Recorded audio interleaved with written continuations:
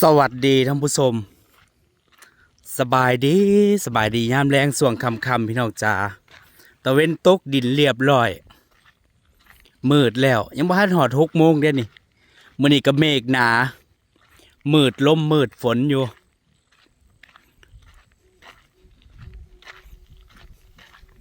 ค่ำมาเพราะอากาศหนาวอากาศเย็นเนาะมื้อนี้ลมแห้งเบิดมือเริ่มค่ำเริ่มมืดแล้ว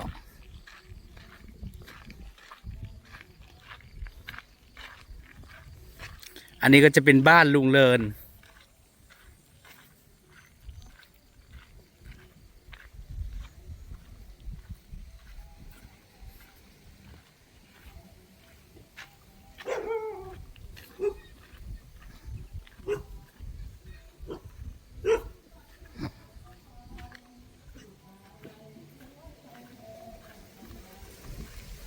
เสียงลมมึงเนี่ยลมแห้งแห้ง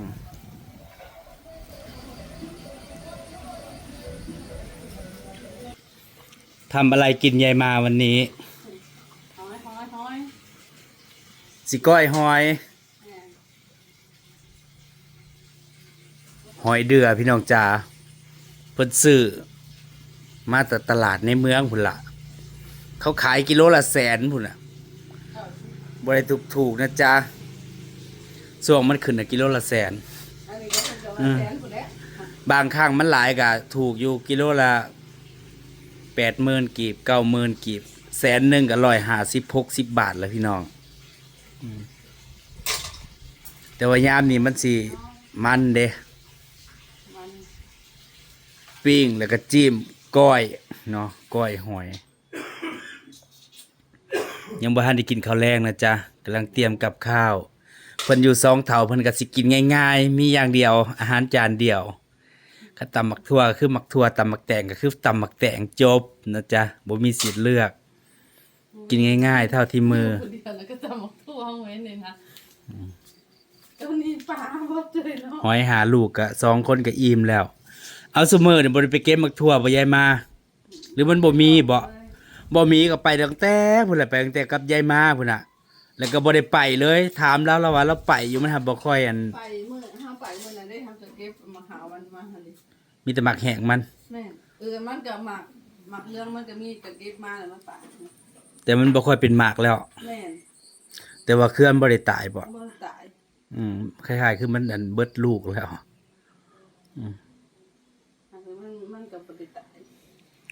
นิสัยว่าสิรถอันเขาเจ้าสิมาขุดดินให้นะ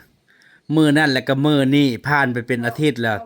ตอนเช้าเพราะว่าตอนเย็นเพราะว่ามื้ออื่นเพราะว่ามื้อฮื้ออยู่ท่า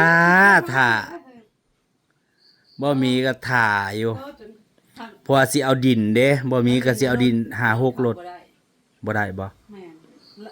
เรามาเบิ่งหมู่เว้นนี่ว่ารถเขาบ่ได้เขาทั้งหลังได้ซะทางพุ่งครับแบบเรากับมันคันมันไปตามเดินน่ะมันก็ยังสุดแล้วเราอ่ะอันนี้มันแห้งเต็กไปให้หน้าแล้วอ่ะสรุปแล้วบ่ได้ค่อยต้องเอาเจ้าใหม่นั้นเอาเจ้าตัวนี้แหละสรุปเจ้านี่เขายังสิมาบ่แล้วของเฮาก็สิมาของเจ้าก่อนเขาสิเขาของเฮาก่อนสรุปมื้ออื่นแม่นบ่เพราะว่ามื้ออันบ่เห็นได้ตอนแรกนี่นะท่านบ่เห็นตอนแรกนี่มันเป็นมื้อเช้าแล้วอ่ะอันตอนมื้อนี้น่ะยังอันยกดินให้เขายังบ่ทันได้ครบอยู่มันปักมาพอดีอันของยายมานี่เพิ่นสิจกให้รถมาขุดดินตรงอันกลางพอดีอยู่ข้างในสวนที่นี่รถอันขนดินน่ะมันเข้าบ่ได้เพราะมันหนักดินเดี๋ยวมันสิติดลมและเข้าได้แต่รถแมคโครขุดสรุปแล้วก็เลยบ่ได้ดินน้ำยายมาแท้จริงน่ะจองดินน้ำยายมาหลายรถอยู่200กระถาเอาน้ำยายมาที่นี่ดินมันเอาบ่ได้บัดทีนี้ถ้าขุดซื่อๆน่ะขุดได้ก็เลยสิได้เอาเจ้าใหม่น่ะเนาะนั่นแล้วเขาจังถามนะสรุปมันได้หรือบ่ได้สิได้ท่าเอาน้ำไผคันว่าบ่ได้เขาก็สิไปสั่งเอาน้ำเขาเนาะสรุปมื้ออื่นบัดทีนี้มื้อนั้นบอกว่าสิมาตอนบ่ายก็หายเงียบอันเป็นมื้อเช้าเพิ่นมาเบิ่งแล้วเพิ่นมาเบิ่งงานแล้วสรุปพรุ่งนี้มาดูงานแล้ว ค่ำมาแล้วเริ่มหนาวพี่น้องลมอากาศเย็นกลางคืนน่ะหมอกลงเด้พากินข้าวแรงแล้วเรียบร้อย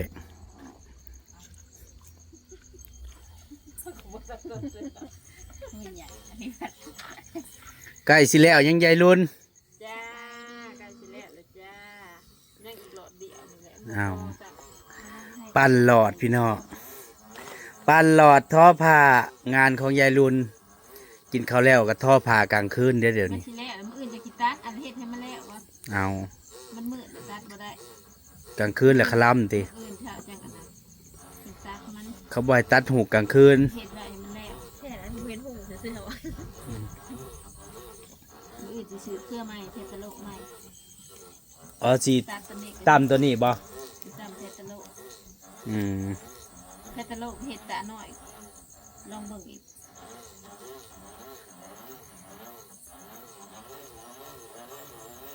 เพิ่นท่อผ้าสิแล้วแล้วก็มื้ออื่นเพิ่นก็สิต่อตัวใหม่กันแหละตัวหอยอยู่เนี่ยเพิ่มน้อย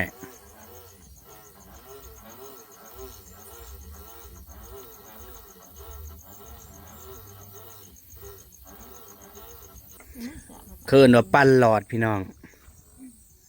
นี่ นะแล้วบ่แล้วก็พอได้หลอด มันกระเทินสิแล้วเพิ่นว่าก็เลยสิเอาให้มันแล้ว โอ้ตัวมันก็ดีขนาดเลย สิแล้วยังเหลืออีกหน่อยเดียวนี่พี่น้องนี่เหลือแค่นี้สุดแล้ว ยังเหลืออยู่หลอดเดียว ก็เลยไปปั้นหลอดสิท่อให้มันแล้ว แต่ว่าท่อแล้วบ่ได้ตัดเด้เขาเจ้าว่า มืออื่นแล้วก็ บ้านเฮาเพิ่นว่าคลัมเนาะเขาถือกลางคืนบ่ให้ตัดหูกท่อผ่าก็บ่เห็นหุงเนี่ยพอสิแล้วแล้วมันอันยากได้บัดนี้มันบ่อ้าเนี่ยมันหนีบเนาะแป๊บเดียวมื้ออื่นเพิ่นก็สิตัดแล้วก็ลงตัวใหม่จะเป็นอันผ่าเข้าวมาผ้าพันคอ เดี๋ยวเอาสิขดไว้ ขาวน้ำเงิน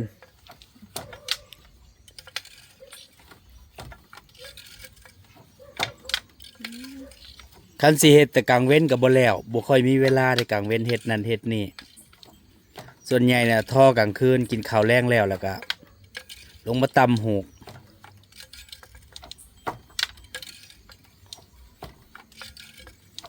ได้หยังกินแรงยายรุ่นมื้อนี้ ป่นโกกไว้ ป่นกบ ป่นโกกกับมะกระเดา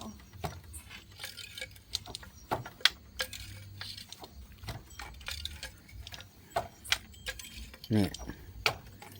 สิสุดแล้ว แต่ว่า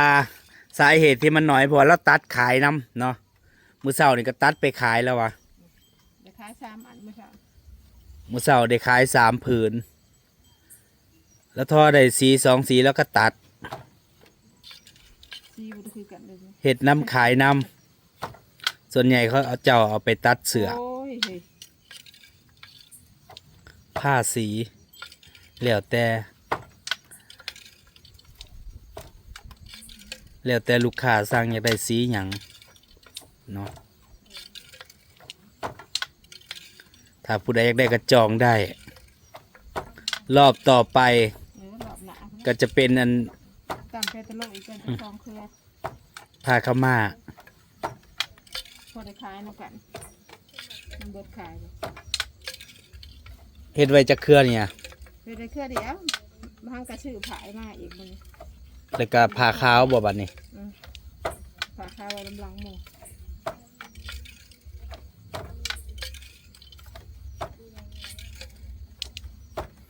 ลงทุนเองทำเองขายเองนะจ๊ะ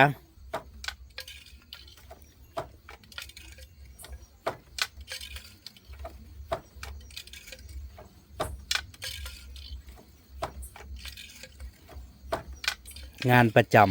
ำหลังจากที่แล้วเขาเกี่ยวเขาแล้วก็ทำสวนท่อผ่าเนาะแต่ละปี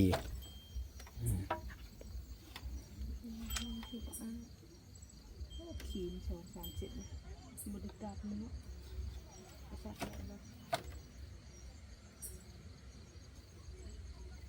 เสียงลมมึงเนี่ยพี่น้องกลางคืนก็ลม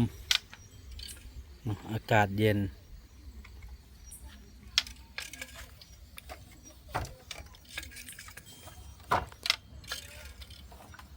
เพิ่นกระท่อให้เบิดหลอดนี่ล่ะแล้วก็ยาเนาะก็คือตัดได้ตัดมืออื่น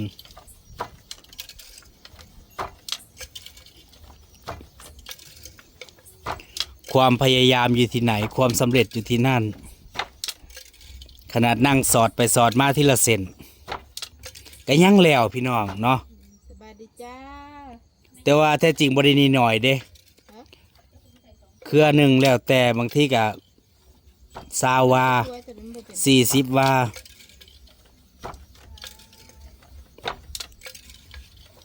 นั่งปอกปอก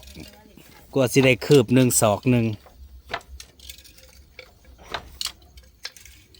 สุดท้ายกันแล้วนะจ๊ะ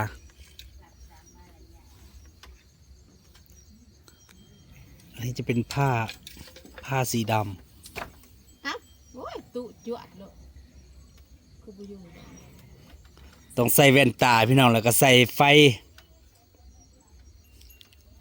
สั่นละบ่เห็นหงเวลาขาดกระต่อบ่ได้เป็นไอ้ยายรุ่นไปตลาดมื้อเช้าได้ขายดีบ่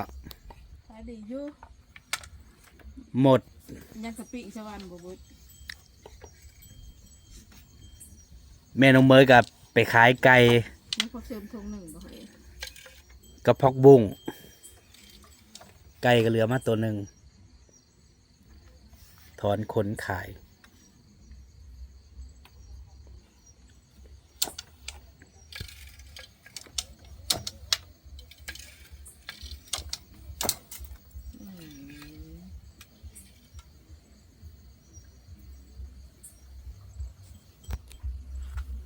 เฮ็ดไปสลายพี่น้องดีกูอยู่ซื่อๆเนาะ โอ้คือเสียงตุมาลำเลือง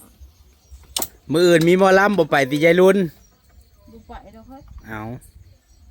แม่น้องเมยว่าสิเอารถไปอยู่ มันคือไก่ ยายรวยอยากไปไก่นี่ใช้ไก่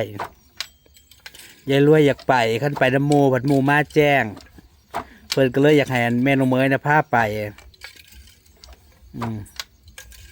พอเพิ่นไปก็ประมาณเที่ยงคืนเพิ่นก็มาสิเพิ่นบ่ได้ออกงานโดนแล้วเพิ่นอยากไปพรุ่งนี้มีหมอลำบ้านใกล้ๆติดกันนั่นล่ะงานแจกเขาวเมื่อคืนก็มีหมอลำอยู่อีกบ้านหนึ่ง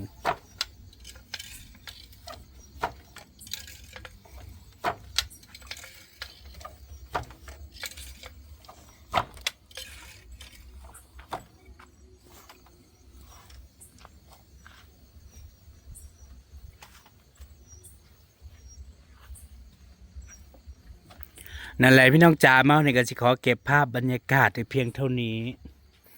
ไปแล้วท่านผู้ชม สบายดีจ้า สบายดีดึกๆมาแห้งกันหนาว ลมอากาศเย็น น้ำหมอกลง ได้ยินแต่เสียงธนูวาวเขาเจ้าปล่อยวาว